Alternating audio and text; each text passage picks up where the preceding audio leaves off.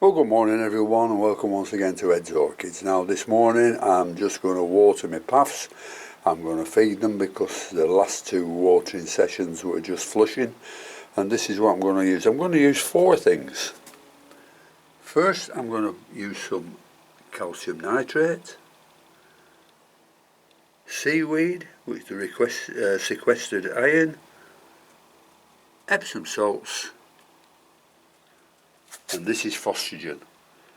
I'm going to put them down in small quantities. I'm going to make sure that the calcium is 3 times the more amount than Epsom salts. So I'll just mix it all up, and we'll see where we are from there.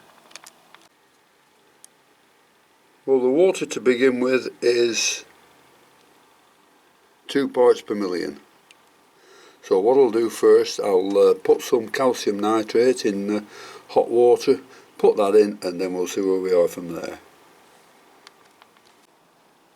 Just a few calcium nitrate crystals in there. Just put some hot water in.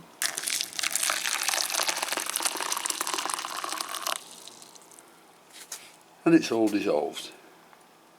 So we'll add that to the water and test it again.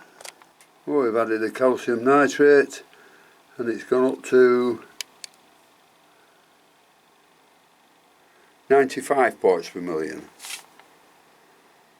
So now we'll add just a touch of Epsom salts, about half a teaspoonful. I've now added just a small touch of phosphagen, and the reading is now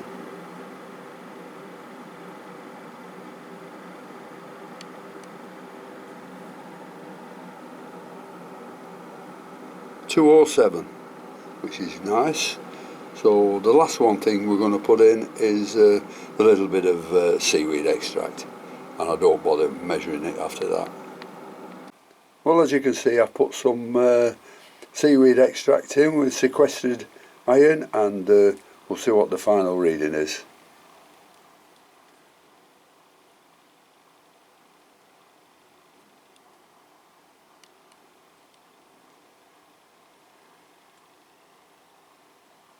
Well, it's 431, so that's shot up a little bit with the sequestered iron in, but that's fine because I'm going to flush them again tomorrow, so, or maybe later this afternoon.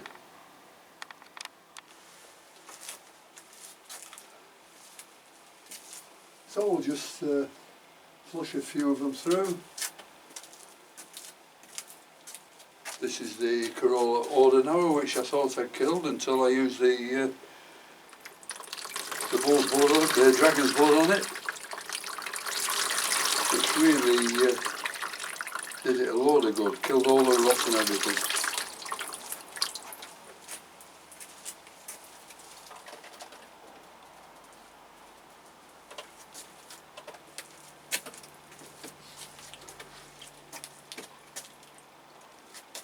Mind you, I shouldn't keep pushing dragon's blood because it's putting the price up, isn't it?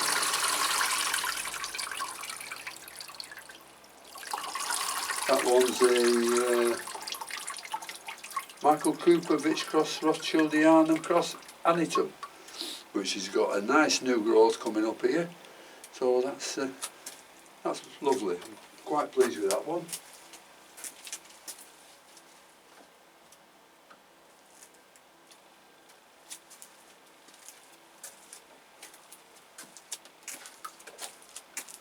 This is the little Paul Parks, which is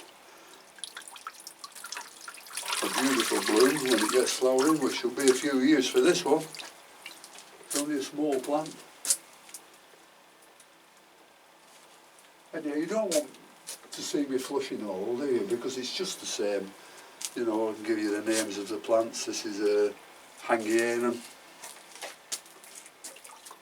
All coming on okay. You know, you've just got to be very patient with them, that's all.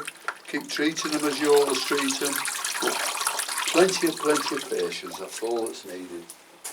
And not overwatering.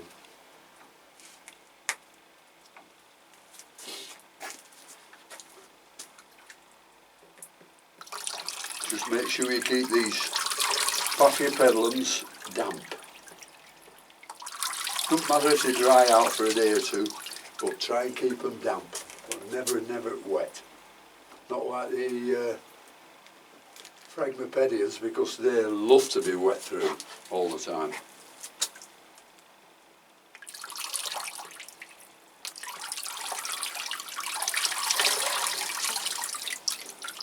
Anyhow, I'll just switch off and I'll water all these, and then we'll come back. Well, I've watered all the paphs now, so we'll just see what the runoff water is. You can see I started off with a bucket full and there's half a bucket full of water left, so it must have soaked a load up. And the plant you can see in now is just a little a mounted Angraecum dideri just soaking away there. So we'll see what the runoff water was like.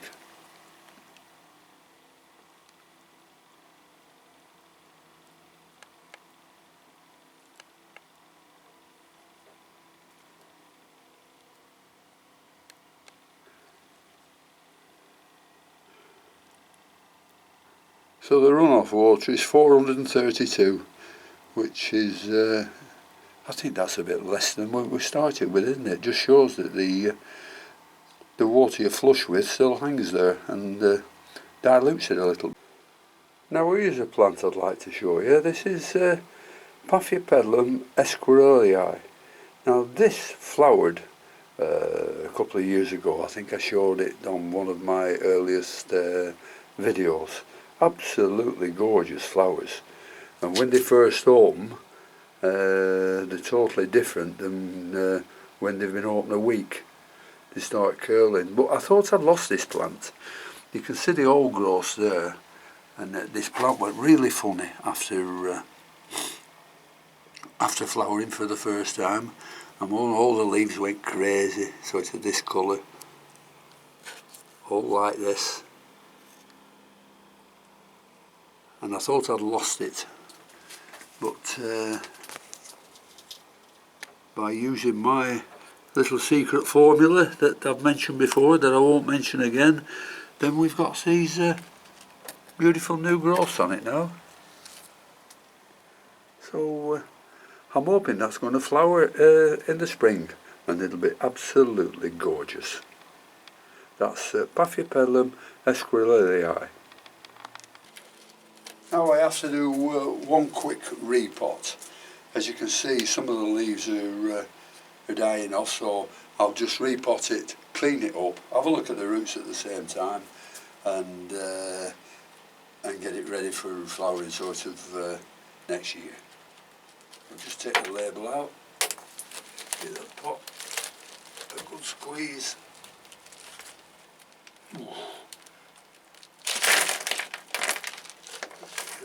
Have a look at the roots while we're at it. Maybe put some fresh compost in this time.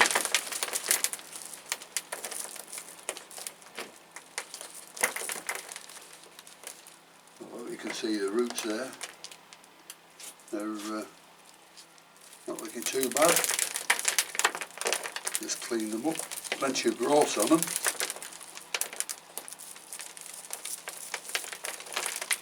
I'll just clean it up. I'll just clean it up and come back to you.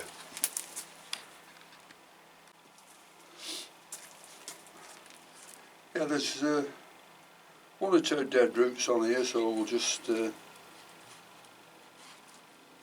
clip them all off, no problem. You see, that's a dead root. Get rid of that.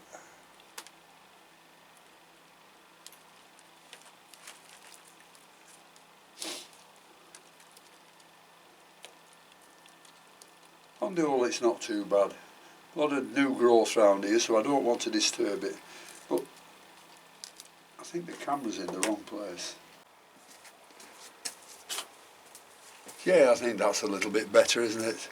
And you can see these brown leaves will not bother cutting. We'll just pull them off like that. See what else there is around here. Yeah, there's some more here. We'll get them off. Oh, new growths underneath as well. Now then, what do we do with these leaves that I don't like this? Yeah, so if you can see, let's see if I can move that one out of the way. I'll just pull this one down, put my finger on the end there, press, and it should come away. There you are, like that.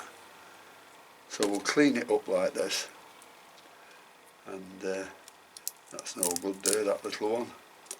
There's another one here. I might get rid of the full growth on that one, just to clean the plant up. Just get them pulled off like that. Yeah. That's all marked, but there's a new growth there. If you can see, there's two new growths there. There's a new growth there.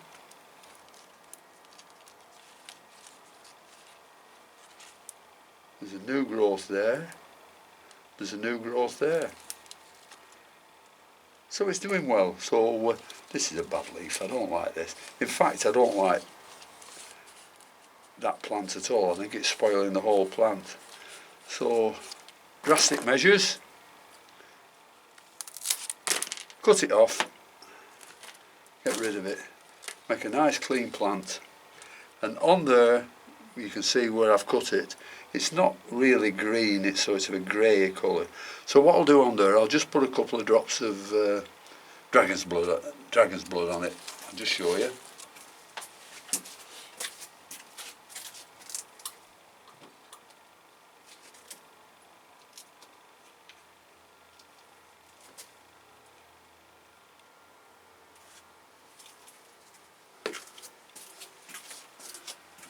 Here I've just got some dragon's blood in this pipette, and I'll just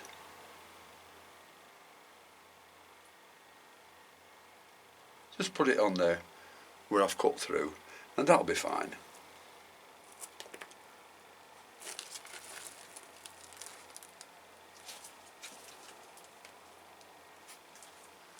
That's the dragon's blood.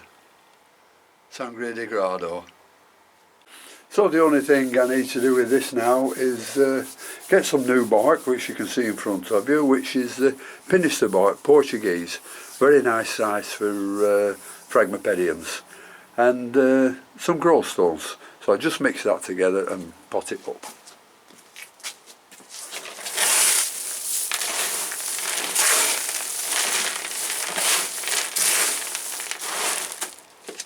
Use the same pot. I don't sterilise anything, I never have done. I think I've got away with it because I don't buy plants anymore, so I know exactly what's what in this place. So we'll bang that back in here, get the roots back in.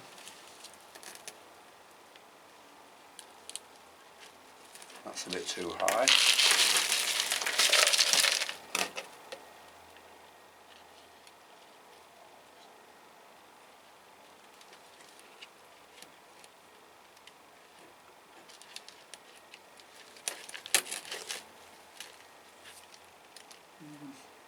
That's not too bad. So you don't need to mess around with them, just bang the stuff in and give it a good bang. You're not doing the plants anyhow, they're a lot hardier than you think.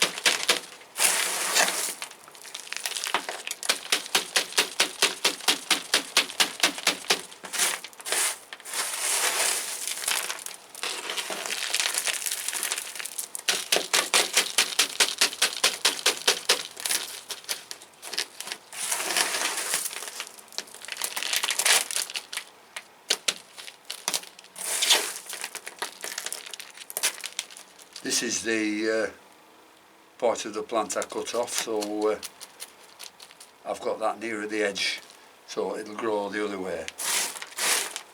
Hopefully anyhow. If it doesn't, then I'll just have to repot it again. Right, that's fine now. So nothing I have to do now but put the label back, give it a good watering, and that's fine.